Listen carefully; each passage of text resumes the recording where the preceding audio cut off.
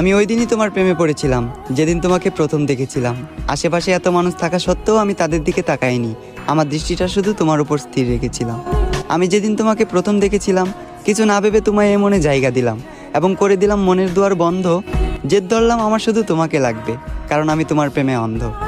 ধীরে ধীরে আসক্ত হয়ে গেলাম আমি তোমার প্রতি।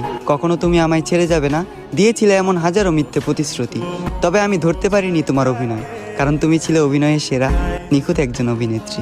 আজ আমার এই দুঃখের দিন দেখতে হতো না, তুমি আমার সাথে থাকতে। যদি তোমার জন্য সুসংবাদ, আমি তোমাকে মন থেকে মাফ করে দিয়েছি। তবে তোমার জন্য দুঃখের সংবাদ এটাই, আমি আজও তোমাকে মনে করে কাঁদি। একদিন তোমাকেও যেতে হবে কবরে, দাঁড় করানো হবে হাসরে। একদিন তোমাকেও দিতে হবে হাজারো প্রশ্নের উত্তর পারি। সেদিন যদি আমার নিষ্পাপ চোখের পানি প্রশ্ন হয়ে দাঁড়ায়, তোমার সকল পুণ্যের কাজ যাবে বৃথা, তোমার পাপের পাল্লাটা হবে ভারী।